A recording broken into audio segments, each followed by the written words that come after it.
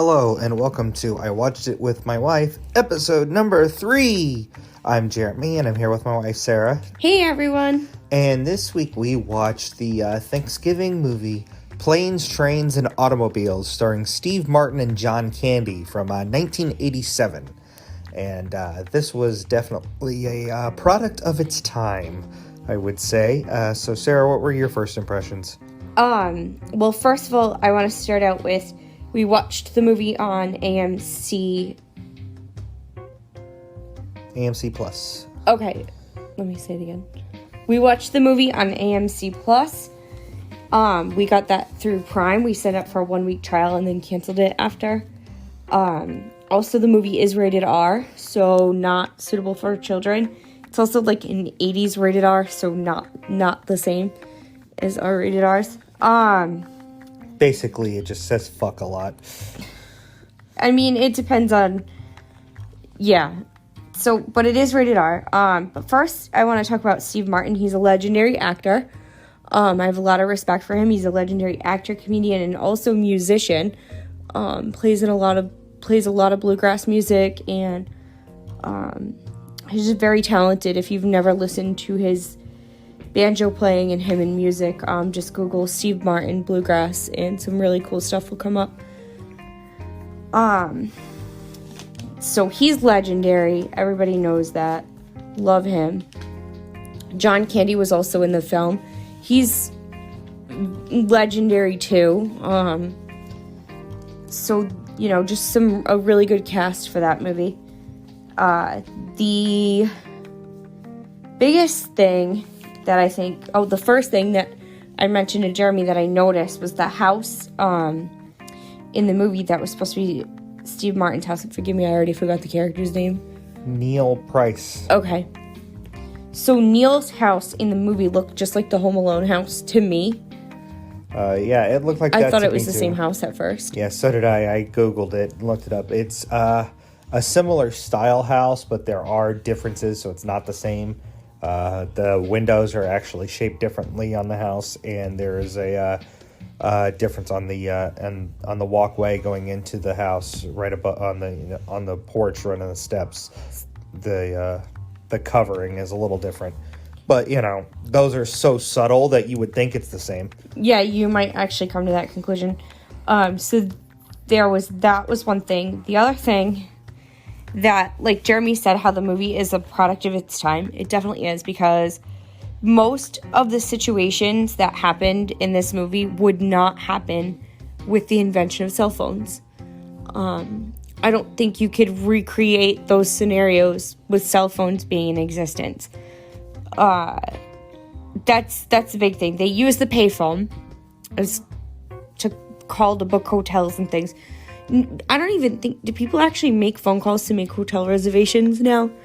You usually do that through an app on your smartphone. Yeah, most of that's done online, yeah. Yeah, you don't really have to even call a hotel to make a reservation anymore. You can just, pull up booking.com, or if you're stuck in an airport, hotel tonight, and see what's available. So, a lot of the situations in this movie would never happen today.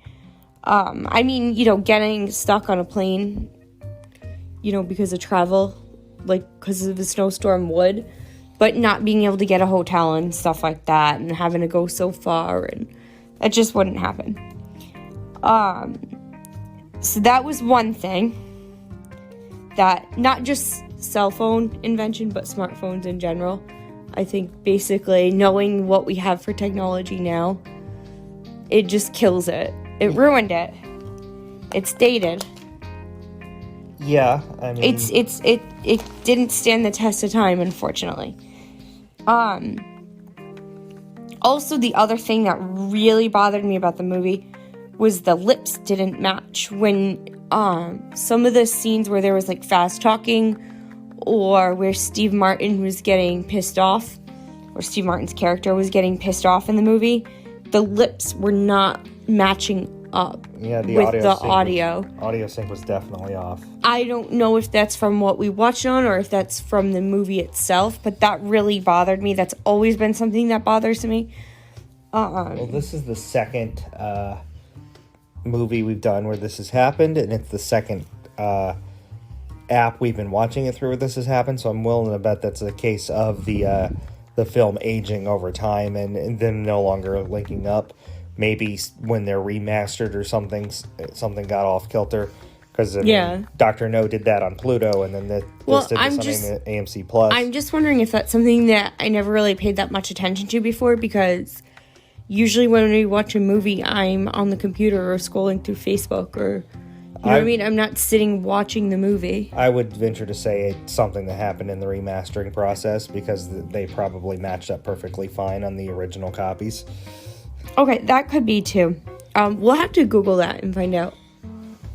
But not right now. So the other thing that really was kind of weird was to see somebody smoking in a hotel. Yeah, and today, like inside, smoking in the hotel, smoking at the restaurant, at the diner, smoking in a car, smoking, especially in a rental car. These are things that will not happen today, but were common in 1987. Yeah, I know that there are some states, I believe, you can still smoke in bars, but where I live, are there? I know here there's not. I thought there was smoking in Texas. Yeah, but we haven't visited Texas in a while. That could have changed. Yeah. So I think that there are some places where I think they might allow smoking in bars, but even in bars, people go outside to smoke. There's like no smoking inside anymore, which again with the smoking in the TV shows and the movies, I don't like smoking at all. I think it's yucky. It's just not something I want to be around. It's not something I care to see. So that's something else that I pick up on, because I feel like TV shows and movies today they almost never have characters smoking. Yeah. Or what they do, it's rare. I think there is even vaping. I think there are rules set forth by the FCC to where you can't show that, or you can only show so much of it. I think I've seen more weed references in modern TV than like cigarette references. As far as smoking goes, like more marijuana references than cigarette references, right? That's probably true in today's society. So just something to point out, where back then you wouldn't have seen the marijuana references as much. Not unless Cheech and Chong were in the movie. Well, yeah, but that would have made this movie probably funnier.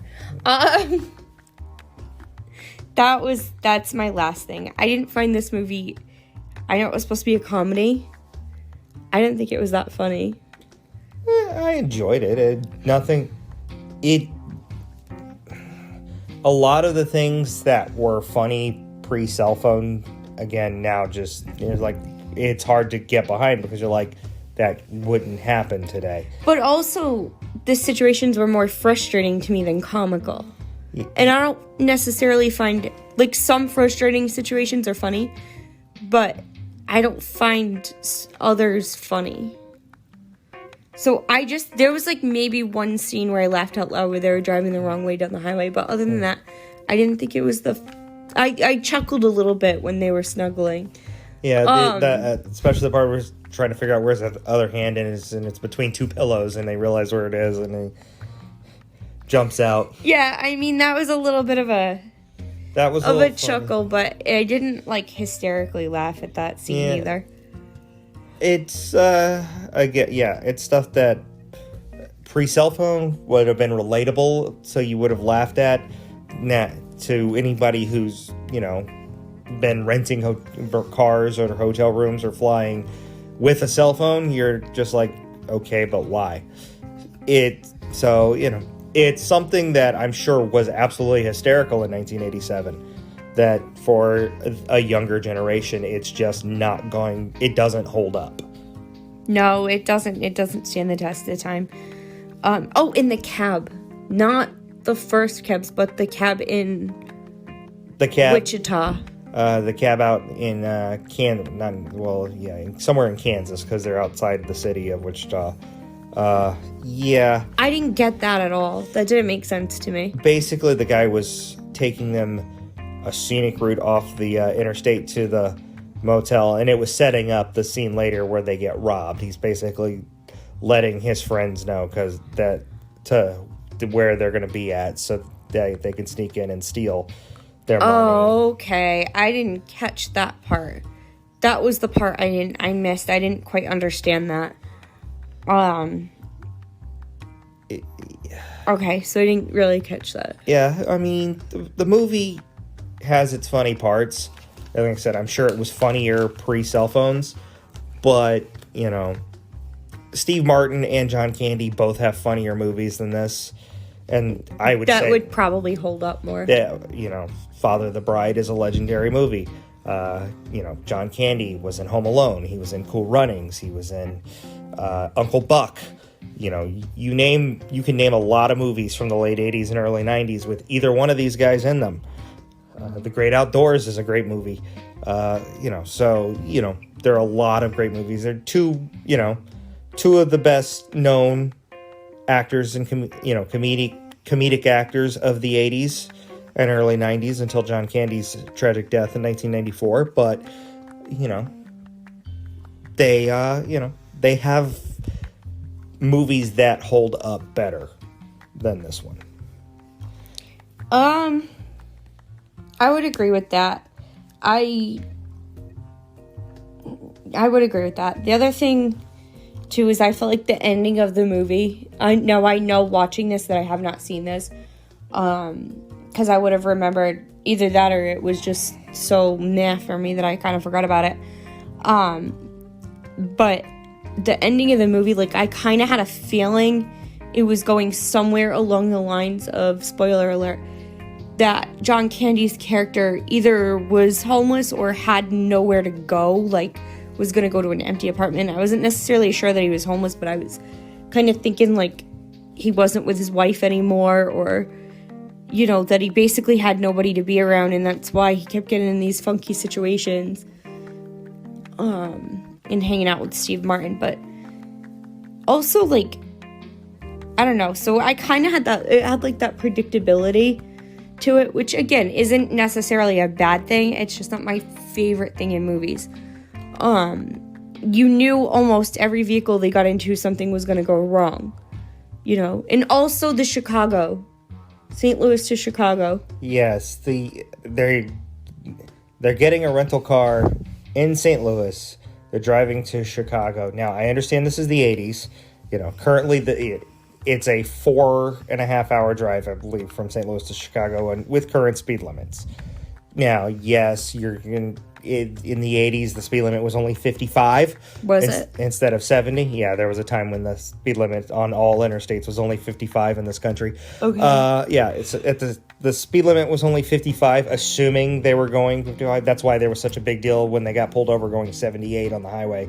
Because nowadays, you go 78 and a 70, you're not getting stopped at all. But I think the cop was more worried about the vehicle being unsafe. That came out later. He didn't even notice what it was. He just saw something show up on his radar gun. But they always pull you over if you're going 78 because you are going, well, I mean, not always, but... I was about to say, we've driven across country on these roads where the speed limit is 70. I'm going 85, and I'm getting passed. I wouldn't be bragging about it. Yeah. Again... I'm not bragging about it. I'm just pointing out. Breaking the law. Yeah, stop singing bad songs in the stuff. My point being that, again, I'm going. It's the speed limits is 70. If I'm going 85 and I'm being passed, and the cops who I can see. Well, yeah, because there's a thing called speed of traffic too. The cops I can see are sitting over there, and they're just like, nah, go ahead, do what you want. Yeah, because there's a thing called speed of traffic. It's a thing of that they're not going to stop you unless they really need to. No, there's a thing called speed of traffic. If traffic is going above the speed limit, right? Mm-hmm. Let's say the speed limit is 65, and the average traffic is going 75. Right? And you're whipping through at 85, 90. Well, yeah, they're going to pull you over. But if the speed of traffic, they're not going to pull everybody over because they can't. It's True. The speed of traffic thing. So that's really what that is in that case. Yeah, but they're not going to pull you over, even if you're the only one there. If you're going 78 and a 70, unless it's the last day of the month, they're not going to pull you over. In a 70, but not in a 65, they will. Yes, but that was my point, is that the speed limit was 55 at the time. So we're on a new topic. That's why 78 was a big deal. But anyway, so we digress on that because we're in a new topic. But anyway, from St. Louis to Chicago, even if the speed limit's 55 miles per hour, yes, there was... 4-hour drive. It's a 4-hour drive right now at 70. So if it's 55 miles an hour, you're still talking what, a 6 and a half hour drive. Yeah, you wouldn't need to stop for the night. You wouldn't need to. Maybe with the snowy roads, because it's supposed to be set in the winter or late fall, that you would have you might slow down a little bit more.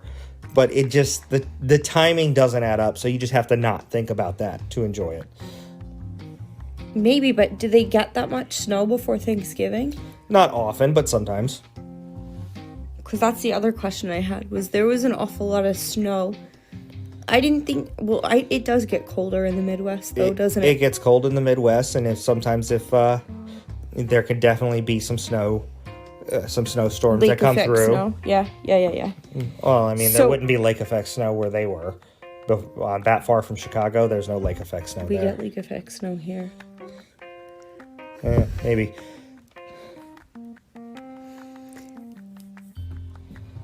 But yeah, there would probably be, I don't know. But yeah, it's one you don't want to think too much about the science behind it. Well, I'm not thinking about the science behind it. I'm thinking about the logistics of it all. You're asking about the snow, lake effect snow. About the snow and that's meteorology. That's science. Maybe we should change the podcast title to "My Wife Ruins This Movie." No, but anyway, but that's our thoughts on the movie. So now for Sarah's new favorite segment, Snacks with Sarah. It is my favorite segment. So tonight for our snack, we decided to get a little fancy and Thanksgiving-y because we were watching a Thanksgiving movie. We had honey brie, so I made baked brie. We put honey over it and a little bit of everything bagel seasoning on it. And I baked it for a couple minutes in the oven just to get it nice and melty. We had that with Townhouse crackers. And for our beverage, we had apple cider. Cold, I didn't warm it up. With, it was about a cup of apple cider to 1 ounce of Fireball whiskey. Tasted like liquid apple pie. It was great. Oh, yeah, it was delicious. It would probably be better warmer and with, like, a fancy glass with, like, a caramel salted rim. But I wasn't going to get that fancy. Kids were still up, so, yeah. All right, so anyway, now, on a scale of 1 to 10, how do you rank planes, trains, and automobiles? Honestly, like a 3. You're too harsh of a critic, I think. It wasn't... All right, so it was supposed to be a comedy. And one scene made me laugh. Right? Yeah. One scene made me laugh. But I do think that we had explosions sooner in this movie than we did in Captain America. So I have to give it credit for that. No, there's only one explosion, and it would have been after the point where they started in Captain America. Oh, darn it. But anyway. I get it, and it gets 1 star for explosions, but yeah, it only made me laugh for, like, one scene. It doesn't really hold up. Like, the storyline, like, the plot doesn't hold up. It's not an applicable plot to the world right now. So, I can't really rate it high. I mean, they do buddy road trips where things go wrong all the time. Since then, the plot itself holds up. The methods they use don't. Well, the plot is trying to get home. Yeah, that plot has been used numerous times. The plot itself holds up. The methods used to make the plot do not hold up. I would give this one, it's about a 5. I wouldn't rush out. I would not buy this. I'm just like, ooh, I'm going to throw, it's available to rent on one of these things. I'm not going to throw my money at it. But if I were somewhere and it popped up on the, TV or whatever, I wouldn't leave the room. It's, it's fine. It's enjoyable enough. it's an average movie that was probably a lot funnier 30 years ago than it is today. See, I think it was below average. I thought the acting was good, but other than that, But Nope. anyway, that is our review of Planes, Trains, and Automobiles. what did you think of Planes, Trains, and Automobiles? Yes, what did you think? Let us know. You can go to our social media sites. We're on Facebook, Twitter, and Instagram. You can let us know on Anchor, or you can send us an email at withmywifepod@gmail.com, or go to our website, withmywifepod.com. It is up and running. You can leave us comments there and let us know what you think. We will try to have some transcriptions of these podcasts available on there as well. Yes, and you can also on there find links to Caregiver Chronicles, our other podcasts, and I believe we have a link to what's on Disney Plus for your reviews, for your Disney movie reviews too, right? I think so. I don't remember pretty what sure we else do. on there on the top of my head. You are our website designer. This is not a Disney movie, so I will not be reviewing it for what's on Disney Plus. Yeah, but if you want to check out Jeremy's What's on Disney Plus reviews, there is a link to What's on Disney Plus, and from there you can go if you wanted to go to a specific reviewer or author. Yep. So that's it for this week. As for our next movie, I haven't actually picked one. Sarah hasn't picked one yet either.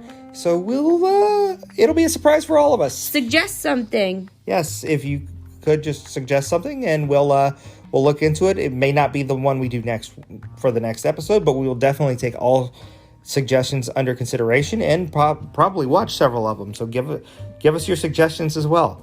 Thanks for listening. Bye.